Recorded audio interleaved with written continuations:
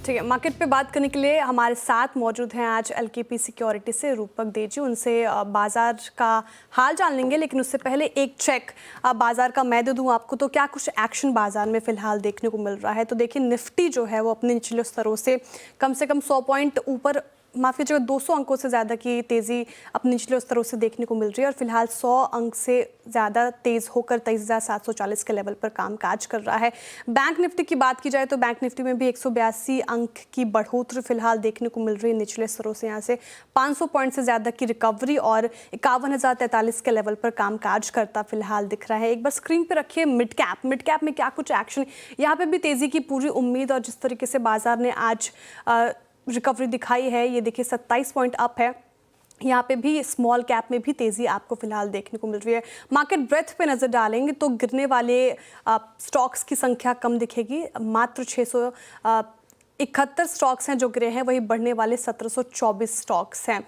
Contributors रखते हैं अब आपके स्क्रीन पर, निफ्टी को कौन कंट्रीब्यूट कर रहे हैं, कौन सपोर्ट कर रहे हैं। तो बड़े वेटेड स्टॉक्स आपको दिखेंगे, L&T, HDFC bank, Mahindra and Mahindra, Reliance जैसे स्टॉक्स में अच्छी खासी तेजी और जिससे निफ्टी को सपोर्ट मिलता हुआ वही ड्रैग कर रहे हैं बजाज ऑटो, हिंडाल्को, एसबीआई और एनटीपीसी जैसे स्टॉक्स, ये ड्रैग करते नजर आए। बैंक निफ्टी के सपोर्ट और की बात करें तो बैंकिंग स्टॉक्स आपको दिखेंगे, एचडीएफसी, एक्सिस, इंडसइंड बैंक जैसे स्टॉक्स जिसमें अच्छा मूव आता आज के सत्र में देखने को मिल रहा है। वहीं SBI, federal bank, Punjab national bank और बैंक ऑफ बड़ौदा कुछ ऐसे स्टॉक्स जिसमें दबाव देखने को मिल रहा है और बैंक निफ्टी को कहीं ना कहीं ड्रैग करता फिलहाल ये। लेकिन ओवरऑल बाजार का रुख पॉजिटिव और क्लोजिंग बेल्स पे नजर रहेगी। क्या कुछ क्लोजिंग बेल्स इशारा करते हैं वो भी बात करेंगे। लेकिन रूपक दे जी, बाजार में जिस तरीके से रिकवरी आज देखने को मिल रही है, किस ओर इशारा कर रहा है, कैसे प्ले करें इस मार्केट को? जी, मुझे लगता है कि फिलहाल मार्केट में एक पॉजिटिविटी दिख रहा है जो कंटिन्यूड रह सकता है। Reliance, HDFC bank, ICICI bank जैसे कि आपने कहा कि इन सारी शेयर्स का सपोर्ट रहेगा और टेक्निकली निफ्टी का एक चांसेस है ऊपर जाने का, बट लिमिटिंग फैक्टर रहेगा। निफ्टी 200 डीएमए के नीचे ट्रेड कर रहा है, तो इमीडिएट रेजिस्टेंस निफ्टी का दिख रहा है 23,900 के आसपास। 900 के ऊपर अगर सस्टेन किया तो सिग्निफिकेंट रैली निफ्टी में देखने को मिल सकता है।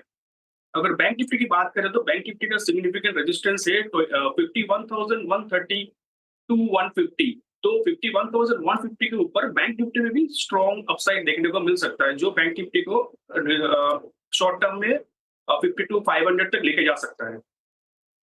ठीक है, तो बैंक निफ्टी और निफ्टी में एक अच्छा खासा मूव आज के सत्र में हमें देखने को मिल सकता है और जिस तरीके से रिकवरी दिखाई है निफ्टी ने 23,900 का एक इंपॉर्टेंट लेवल और उसको सस्टेन करता है, तो एक अच्छा खासा पुल बैक निफ्टी में हमें देखने को मिल सकता है। रूपक दे जी, क्या पिक कर रहे हैं आप ऐसे मार्केट में जिस तरीके से रिकवरी और मूल माहौल देखने को मिल रहा है? कोई स्टॉक आप सुझाना चाहेंगे? जी हाँ, जैसा कि इस मार्केट में जो रिकवरी आ रहा है, कुछ स्टॉक्स में स्ट्रॉन्ग रिकवरी एक्सपेक्टेड है जो कुछ बाकी स्टॉक्स को आउटपरफॉर्म कर सकता है। एक हो सकता है कोल इंडिया। स्टॉक ने एक सिग्निफिकेंट करेक्शन के बाद एक रिवर्सल पैटर्न फॉर्म कर रहा है और इंडिकेटर भी सपोर्ट कर रहा है पॉजिटिव मोमेंटम के लिए। तो अपसाइड में ये 410 तक जा सकता है शॉर्ट टर्म में और नीचे सपोर्ट हो जाएगा 374 का। और दूसरी स्टॉक रहेगी मेरा, ये भी एक सपोर्ट के पास है और ऐसा में पॉजिटिव डाइवर्जेंस है। तो अपसाइड में ये मोमेंटम जो दिखेगा शॉर्ट टर्म में, वो स्टॉक को 470 तक लेके जा सकता है और नीचे अभी सपोर्ट हो जाएगा 430 का। देखिए, कोल इंडिया पहला स्टॉक रूपक जी, दूसरा स्टॉक कौन सा आपने बताया? दूसरा स्टॉक वीडीएल, वेदांता लिमिटेड। ठीक है, वेदांता लिमिटेड दूसरा स्टॉक है जिसमें 470 की टारगेट प्राइस दी गई है, वही 430 का स्टॉप लॉस मेंटेन करके वेदांता में फिलहाल चले। दो ट्रेड्स आपके लिए, कोल इंडिया और वेदांता लिमिटेड, ये रूपक जी की तरफ से आते हुए।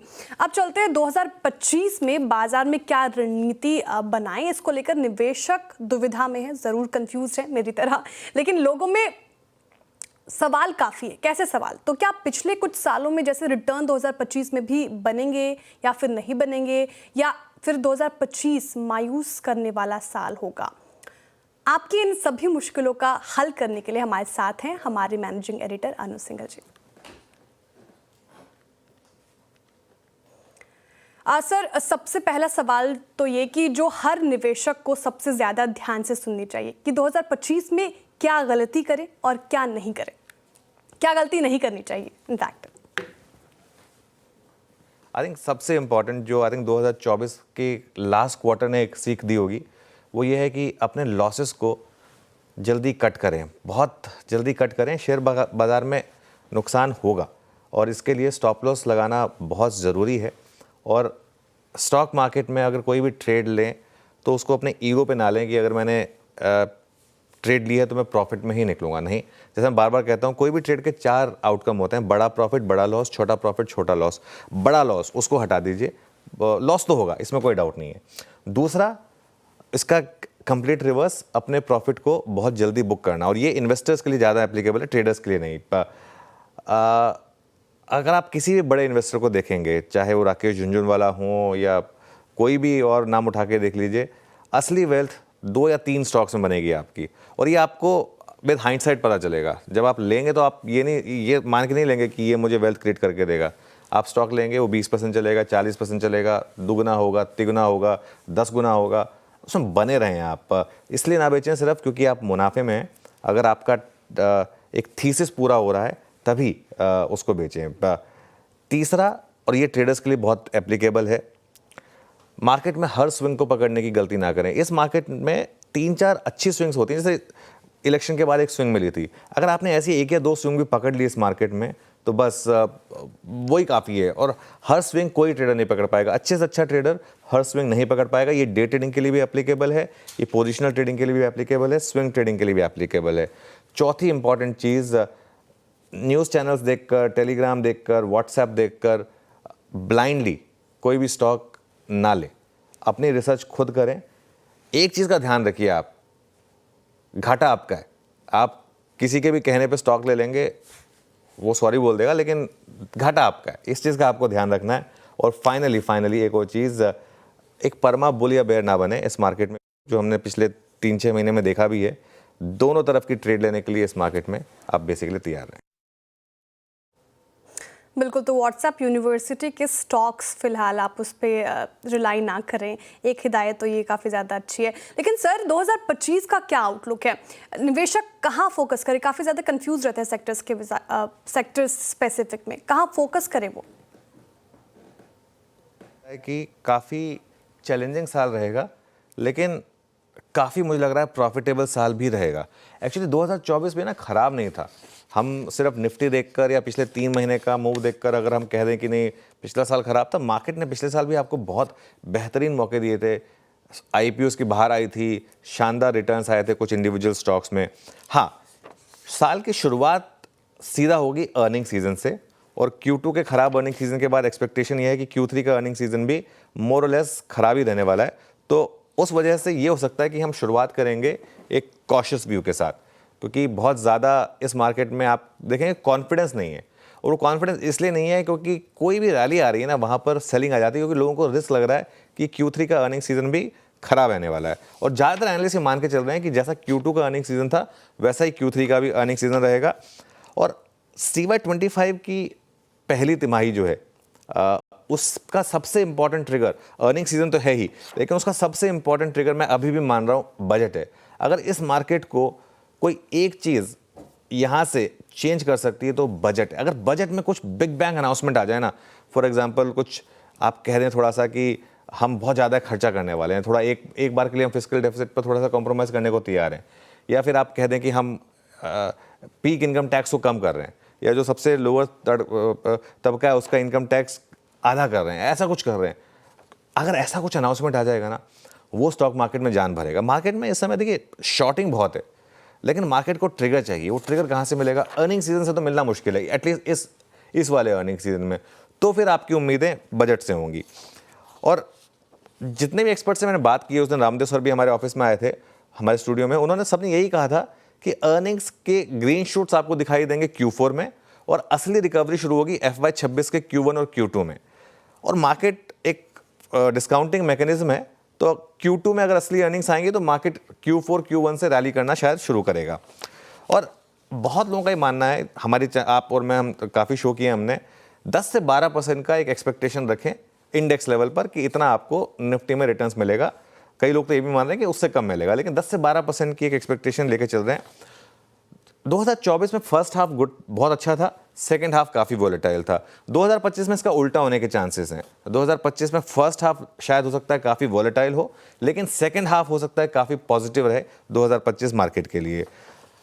ट्रेडर्स स्क्रीन को रिस्पेक्ट करें, दोनों तरफ की ट्रेड लें, परमा बुल या परमा बेयर ना बने। अगर टेक्सचर सेल ऑन रैली का है तो सेल ऑन रैली करें, बाय ऑन डिप्स का है तो बाय ऑन डिप्स करें, दोनों हैं तो दोनों करें।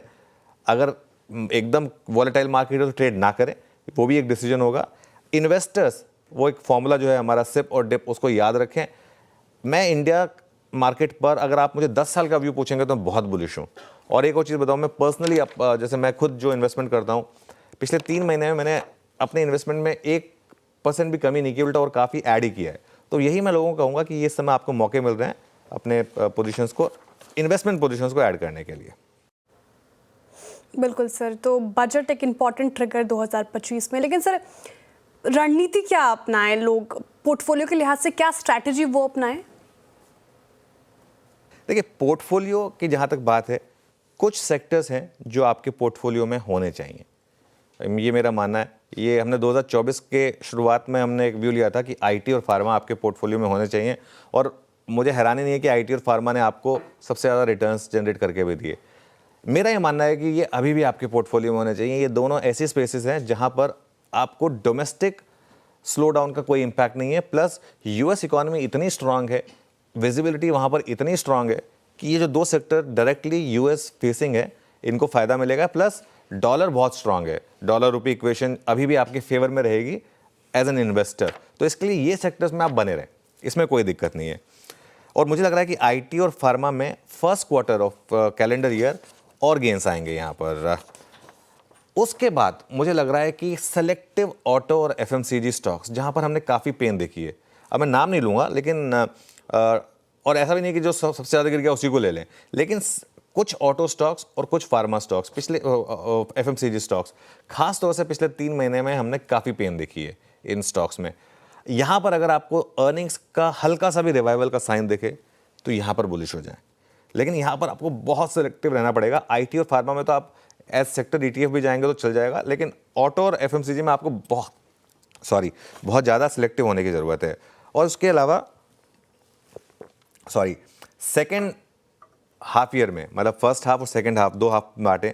सेकेंड हाफ में मुझे लग रहा है सबसे ज़्यादा पैसा आपको बना के देगा private sector banks.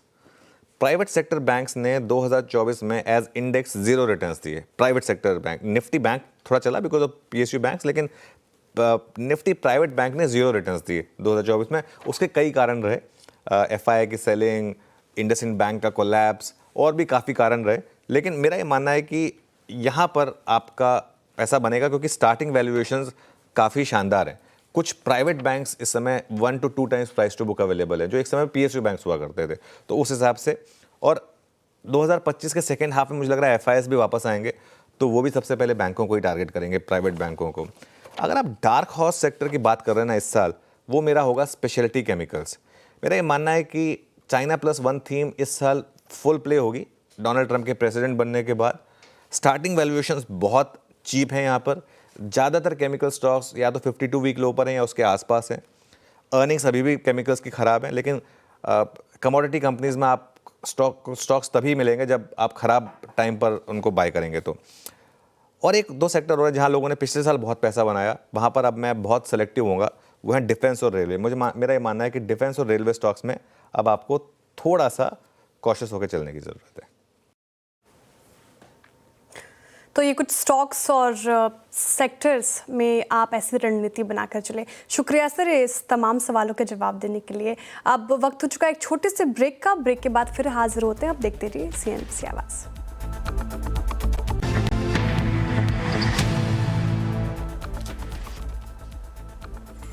Welcome back. आप देख रहे हैं मिड कैप मंत्र और मैं हूं आपके साथ श्रेया ठाकुर। देखिए, जिस तरीके से बाजार में रिकवरी देखने को मिल रही है वो अभी भी कायम है, लेकिन क्लोजिंग बेल्स पर नजरें टिकी रहेगी।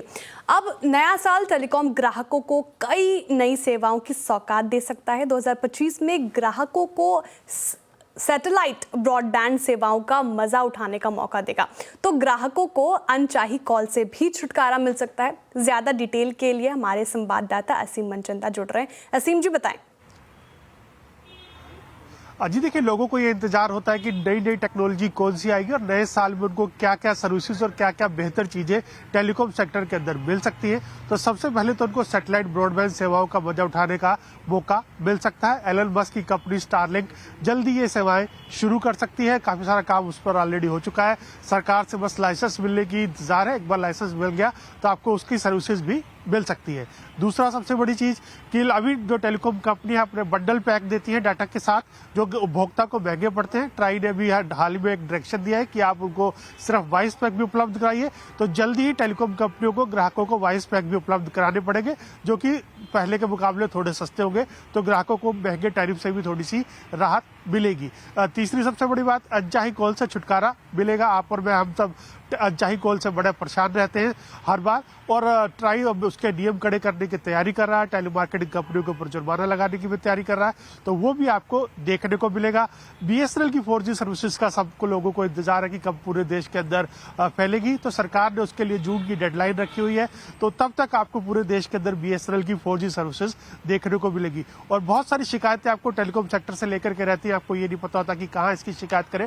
तो दूरसंचार विभाग एक सुपर ऐप इसके लिए लॉन्च कर रहा है, जिस पर आप अपनी सारी शिकायतें कर सकते हैं। तो वो भी आपको नए साल के अंदर देखने को मिलेगा।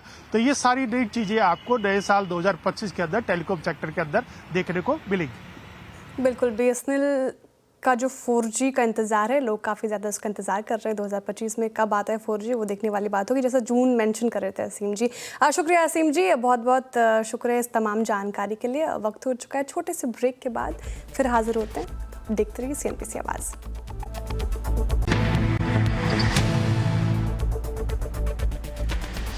Welcome back. आप देख रहे हैं मिड कैप मंत्रा। अब वक्त है खिलाड़ी नंबर 1 की अपडेट का। देखिए, इस हफ्ते फिनबर्ग मैनेजमेंट की मधु बंसल, सैमको सिक्योरिटीज़ के ओम मेहरा और प्रभुदास लीलाधर की शिल्पा राउत के बीच कड़ा मुकाबला हो रहा है और फिलहाल लीड ले रहे हैं ओम मेहरा, जो इनकी पोर्टफोलियो में 3% से ज़्यादा की तेज़ी। वही शिल्पा राउत दूसरे नंबर पर करीब 1% की तेज़ी इनकी पोर्टफोलियो में देखने को मिल रही है अभी फिलहाल। और मधु बंसल जी भी पॉजिटिव टेरिटरी में ही हैं, मामूली बढ़त के साथ। तो फिलहाल इस शो से इतना ही, दीजिए इजाज़त। और नेक्स्ट शो KYC में जुड़िए हमारे साथ और देखते रहिए CNBC आवाज़।